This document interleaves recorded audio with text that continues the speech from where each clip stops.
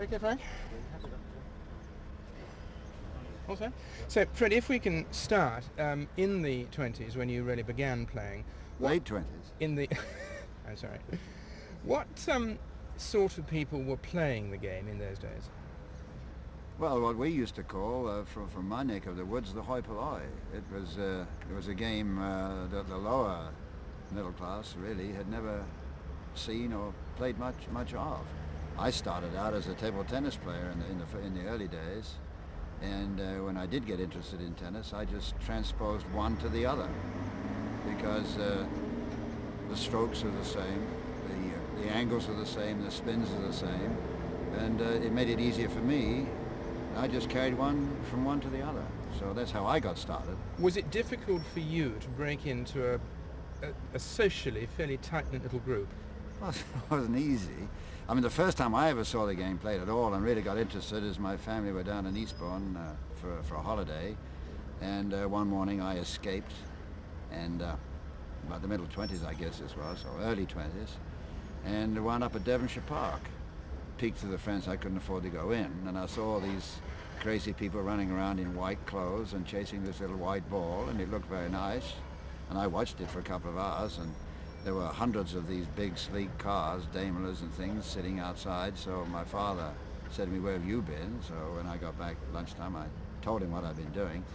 And he said, "What do you think?" I said, "Well, all those big cars around the place, so they all belong to the tennis players." He said, "Yes. It's that kind of a game." "Why?" I said, "Well, if they play tennis and they get those kind of cars, that's for me." So he said, I said, "I like to play it." He said, "Well, I've got a racket that I haven't used in a long time. You can have that," and that's how I started.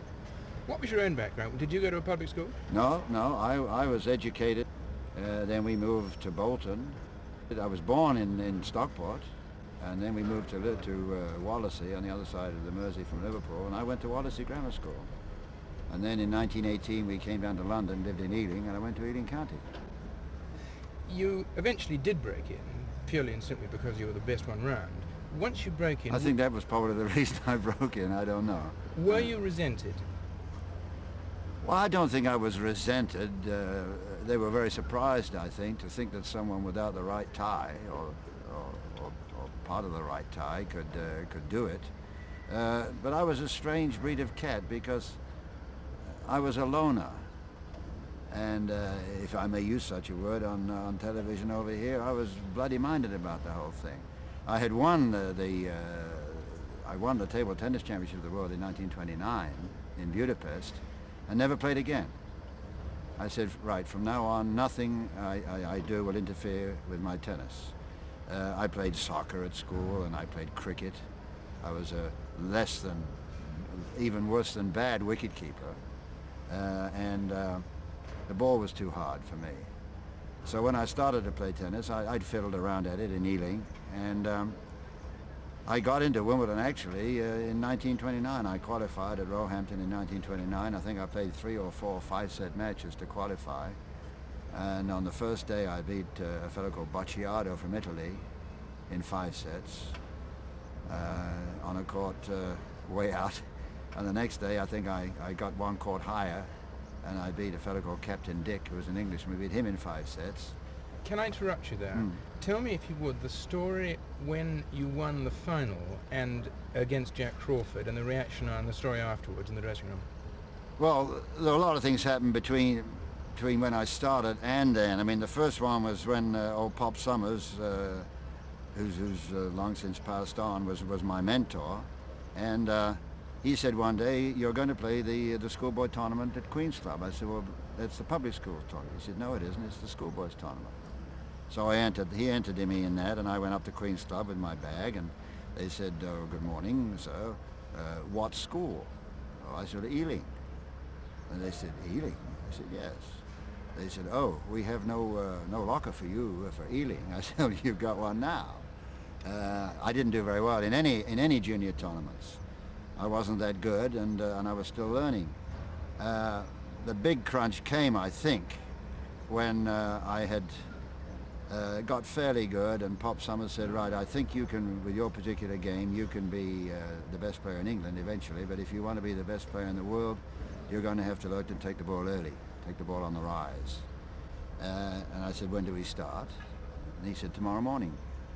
And for 6 months, I never hit my head. I broke windows almost 2 streets away.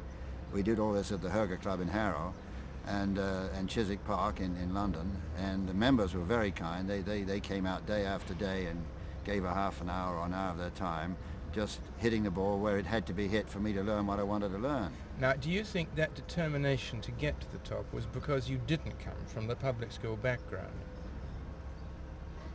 Well, I don't know. I would probably have been the same had I been to a public school. As I say, I was quite bloody-minded about the whole thing. I was a loner. I wanted to do it my way because it suited me, and I was happy playing that way, and I'm quite convinced that this game, that's why you have so many varying styles.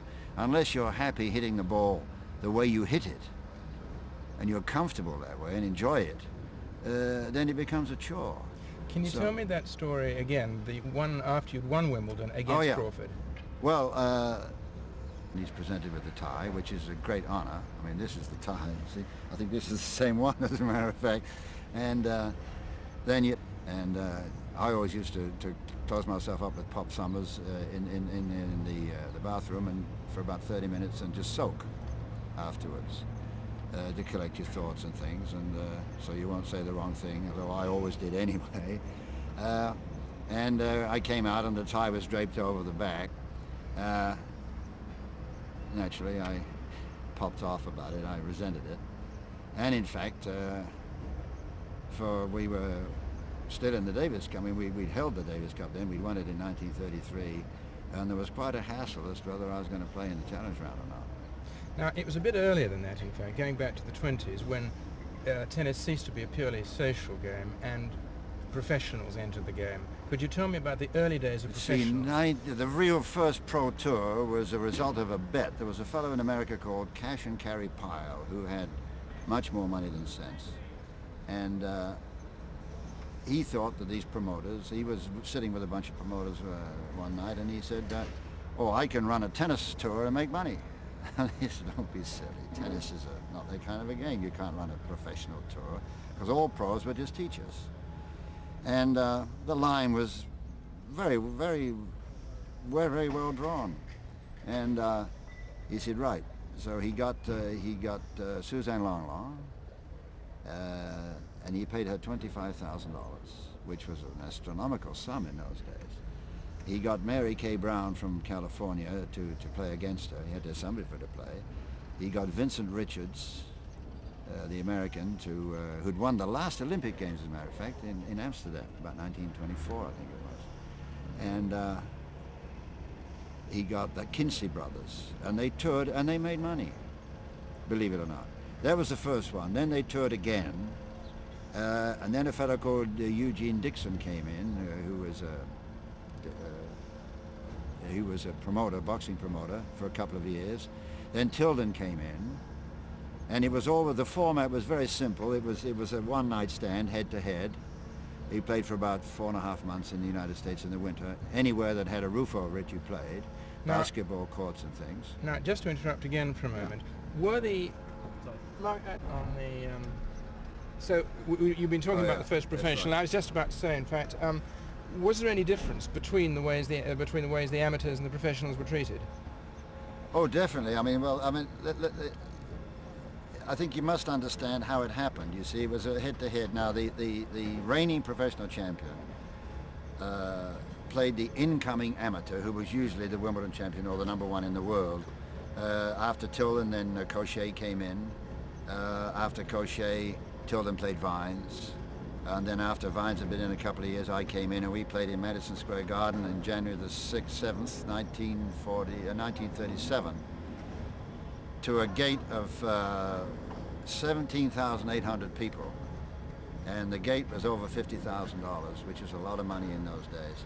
And that was the record crowd that had ever seen any professional tennis match indoors up till Billie Jean King played Bobby Riggs somewhere out in the desert in Houston. What I was getting at there, that in the clubhouse, for instance, was there any demarcation? Were there separate changing rooms for amateurs and professionals? Well, the professionals didn't play tournaments. There was the professional tournament of Great Britain, which was usually played at Eastbourne, a small monetary thing, maybe of 50 or 100 pounds for the winner. But that was something completely separate. That was just maybe one. Professional tournaments as such were very, very few and very far between. They were mostly started by Tilden, Richards, and myself after the war. That was the original start of it.